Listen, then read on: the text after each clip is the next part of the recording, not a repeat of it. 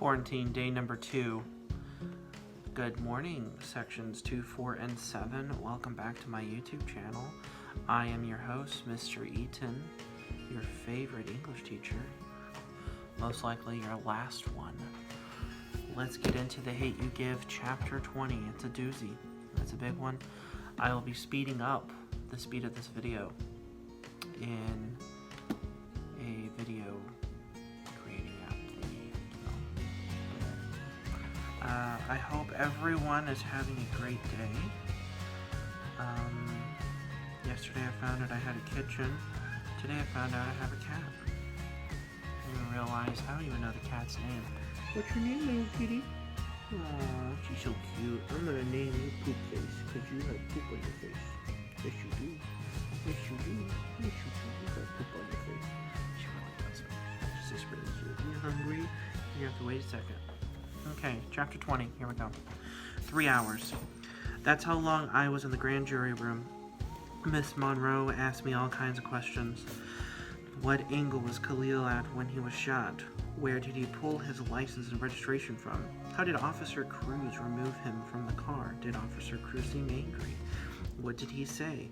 She wanted every single detail. I gave him as much as I could. It's been over 2 weeks since I talked to the grand jury, and now we're waiting for their decision, which is similar to waiting for a meteor to hit.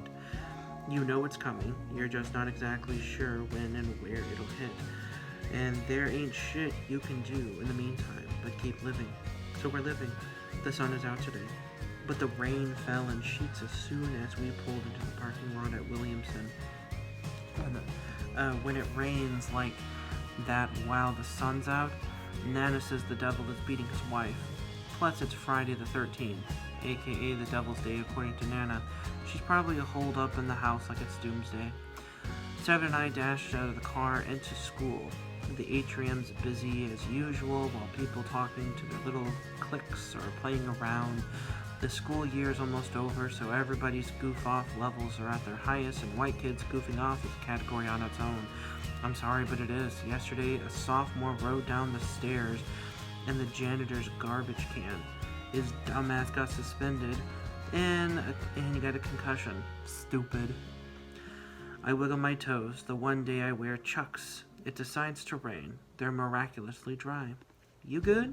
Seven asks, and I doubt it's about to rain. He's been way more protective lately ever since we got word that King's still pissed I dry snitched. I heard Uncle Carlos tell Dad it gave the cops another reason to watch King closely. Unless King threw the brick, he hasn't done anything. Yet. So Seven's always on guard. Even all the way out here in Williamson. Yeah, I tell him, I'm good. All right. He gives me dap and goes off to his locker. I head for mine. Haley and Maya are talking at Maya's locker nearby. Actually, Maya's doing most of the talking. Haley's got her arms folded and rolls her eyes a lot. She sees me down the hall and gets this smug expression. Perfect, she says when I get close. The liar is here. Excuse me? It's way too early for all this bullshit. Why don't you tell Maya how you flat out lied to us? What? Haley hands me 2 pictures. One is Khalil's thug shot, as Daddy calls it. One of the pictures they've shown on the news. Haley printed it off the internet. Haley wears a smirk, gripping a handful of money and throwing up a sideways peace sign. The other picture, he's 12. I know because I'm 12 in it too. It's a birthday party at this laser tag place downtown. Khalil's on one side of me, shoveling strawberry cake into his mouth, and Haley's on the other side, grinning from the camera along with me. I thought he looked familiar, Haley says as smugly as she looks. He is the Khalil you knew, isn't he? I stare at the 2 Khalils. The picture only shows so much. For some people, the thug shot makes it look just like that, a thug. But I see somebody who was happy to finally have some money in his hand. Damn, where it came from. In the birthday picture, I remember how Khalil ate so much cake and pizza he got sick. His grandma hadn't gotten paid yet, and food was limited in their house. I knew the whole Khalil. That's who I've been speaking up for. I shouldn't deny any part of it, not even at Williamson. I hand the picture back to Haley. Yeah, I knew him. So what? Don't you think you owe us an explanation, she says. You owe me an apology, too. What? You basically picked fights with me because you were upset about what happened to him. You even accused me of being racist. But you have said and done some racist stuff, so... Maya shrugs, whether Star lied or not, because doesn't make it okay. Minority Alliance activated. So, since I unfollowed her Tumblr because I didn't want to see any more pictures of the mutilated kid on my dashboard, his name was Emmett Till, says Maya. Whatever.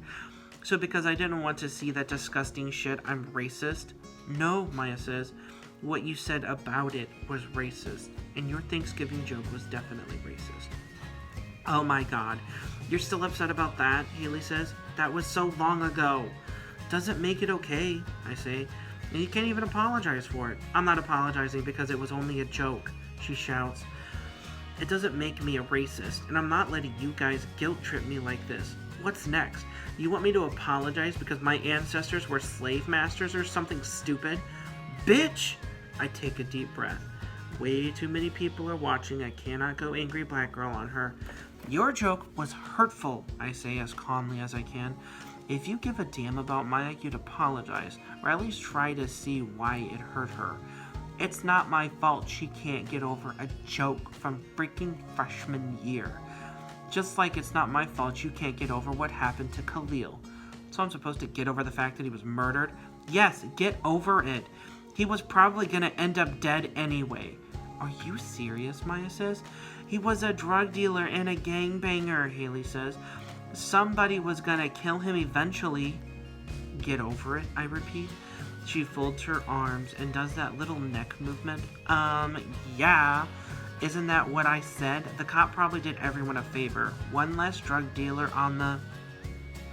I move Maya out of the way and slam my fist against the side of Haley's face. It hurts, but damn it feels good. Haley holds her cheek, her eyes wide and her mouth opens for several seconds. Bitch! She shrieks. She goes straight for my hair like girls usually do, but my ponytail is real.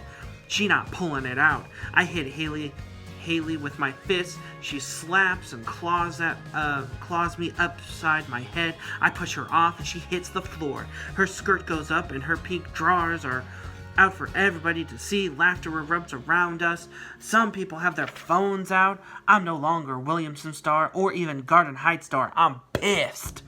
I kick and hit at Kaylee. Cuss words flying out my mouth. People gather around us, chanting, "Fight! Fight!" One fool even shouts, "World Star!" Shit, I'm gonna end up on the Ratchet site. Somebody yanks my arm and I turn face to face with Remy, Haley's older brother. You crazy bitch! Before he can finish bitch, a blur of dreadlocks charges at us and pushes Remy back. Get your hands off my sister, Seven says. And then they're fighting. Seven throws blows like nobody's business, knocking Remy upside his head and several good hooks and jabs. Daddy used to take both of us to the boxing gym after school. Two security guards run over. Dr. Davis, the headmaster, marches towards us. An hour later, I'm in my mama's car. Seven trails us in his Mustang. All four of us have been sentenced to 3-day suspension, despite Williamson's zero tolerance policy. Haley and Remy's dad, a Williamson board member, thought it was outrageous. He said Seven and I should be expelled because we started it, and that Seven shouldn't be allowed to graduate. Dr. Davis told us, given the circumstances, and he looked straight at me, suspension will suffice. He knows I was with Khalil.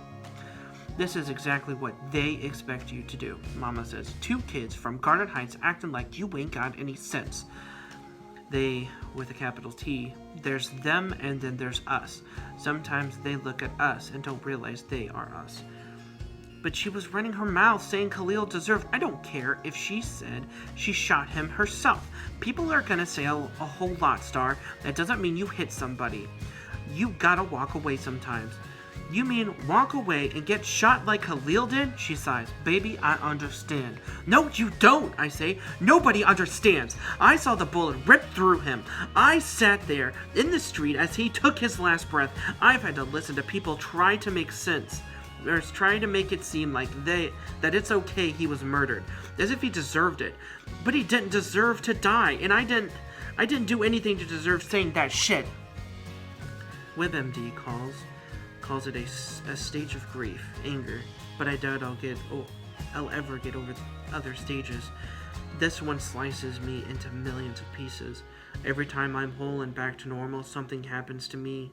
Something happens to tear me apart, and I'm forced to start all over again. The rain lets up. The devil stops beating his wife, but I beat the dashboard, punching it over and over, numb to the pain of it. I want to be numb to the pain of all of this. Let it out, Munch. My mom rubs my back. Let it out. I pull my polo over my mouth and scream until there aren't any screams left in me. If there are any, I don't have the energy to get them out. I cry for Khalil, for Natasha, even for Haley, because damn if I didn't just lose her for good too.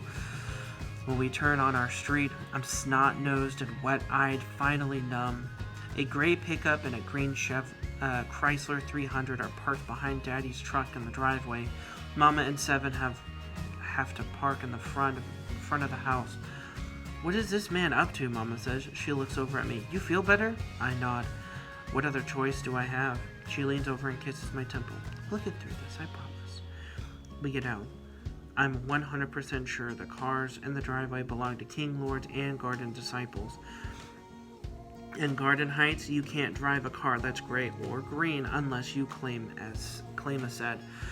I expect yelling and cussing when I get inside, but all I hear is Daddy saying, "It don't make no sense, man, for real, it don't."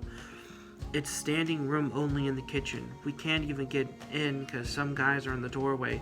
Half of them have green somewhere on their outfits, Garden Disciples. The others have light gray on somewhere, Cedar Grove King Lords.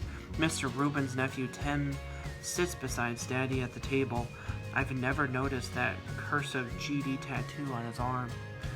We don't know where the grand jury gonna make their decision, Daddy says, but if they decide not to indict, y'all gotta tell these little dudes not to burn their neighborhood down. What you expect them to do then, says the GD on the table. Folks tired of this bullshit, Mav. Straight up, says the King Lord Goon, who's at the table too. His long plates have ponytail holders on them like I used to wear way back in the day. Nothing we can do about it. That's bullshit, says Tim. We can do something. We can all agree the riots got out of hand, right? Says Daddy. He gets a bunch of yeahs and rights.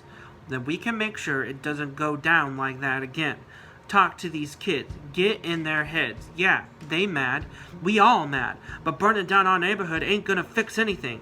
Our, says the GD on the table. You said you moving to the suburbs, Goon mocks. You getting a minivan too, Mav? They all laugh. Daddy doesn't though. I'm moving, so what? I'll still have a store here, and I'll still give a damn what happens here. Who is it gonna benefit in our whole neighborhood burns down? Damn sure won't benefit none of us. We gotta be more organized next time, says Tim. For one, make sure our brothers and sisters know they can't destroy black-owned businesses. That messes it up for all of us. For real, says Daddy. And I know, me and Tim out the game, so we can't speak on some things. But all these territory wars gotta be put aside somehow. This is bigger than some street shit. And honestly, all the street shit got these cops thinking they can do whatever they want. Yeah, I feel you on that, says Goon. Y'all gotta come together somehow, man, Daddy says. For the sake of the garden, the last thing they'd ever expect is unity around here. Daddy slaps palms with Goon and the Garden Disciple. Then Goon and the Garden Disciple slap palms with each other. Wow, Seven says. It's huge that these two gangs are in the same room together, and for my daddy to be the one behind it, crazy. He notices us in the doorway. What y'all doing here? Mama inches into the kitchen looking around. These kids got suspended. Suspended? Daddy says. For what? Seven passes him his phone. It's online already, I say. Yeah, somebody tagged me in it. Daddy taps the screen and I hear Haley running her mouth about Khalil, then a loud smack. Some of the gang members watch over Daddy's shoulder. Damn, little mama, one says. You got hands. You crazy bitch, Remy says on the phone. A bunch of smacks and oohs follow. Look at my boy, Daddy says. Look at him. I ain't know, you little nerdy ass had it in you, the King Lord teases. Mama clears her throat. Daddy stops the video. Alright, y'all, he says, serious all of a sudden. I gotta handle some family business. We'll meet back up tomorrow. Tim and all the gang members clear out, and cars crank up outside. Still no gunshots or arguing. They could have broken out of into a gangster rendition of Kumbaya, and I wouldn't be any more shocked than I am. How did you get all of them in here and keep the house in one piece, Mama asks. I got it like that. Mama kisses him on the lips. You certainly do. My man, the activist. Uh-huh. He kisses her back. Your man. Seven clears his throat. You're standing right here. We're standing right here. Hey, y'all can't complain, Daddy says. If you wouldn't have been fighting, and you wouldn't have seen that. He reaches over and pinches my little cheek. Yite? The dampness hasn't left my eyes yet, and I'm not exactly smiling. I mutter, yeah. Daddy pulls me onto his lap. He cradles me and switches between kissing my cheek and pinching it, going over and over in a real deep voice. What's going on with you, huh? What's wrong with you? And I'm giggling before I can stop myself. Daddy gives me a sloppy, wet kiss to my cheek and lets me up. I knew I'd get you laughing. Now what happened? You saw the video. Haley ran her mouth, so I popped her. Simple as that. That's your child, Maverick, Mama says. I'm gonna hit somebody because she didn't like what they said. Mine? Baby. That's all you. He looks at Seven. Why were you fighting? Dude came at my sister, Seven says. I wasn't gonna let him. As much as Seven talks about protecting Kenya and Lyric, it's nice that he has my back too. Daddy replays the video, staring with Haley, saying he was probably going to end up dead anyways. Wow, Mama says, that little girl has a lot of nerve. Spoiled ass don't know a damn thing running her mouth, says Daddy. So, what's our punishment, Seven asks. Go do your homework, Mama says. That's it, I say. You'll also have to help your dad at the store while you're suspended. She drapes her arms over Daddy from behind. Sound okay, baby? He kisses her arm. Sounds good to me. If you can't translate parentish, this is what they really said. Mama, I don't condone what you did, but I'm not saying it's okay. And I'm not saying it's okay, but you probably would have done it too. What about you, baby? Daddy, hell yeah, I would have. I love him for that. That concludes the end of the chapter. 18 minutes later, and we're on part 4. Thank you for liking and subscribing to this video. Please leave a nice comment down below, and I will see you on the next video. This has been your favorite English teacher, Mr. Eden.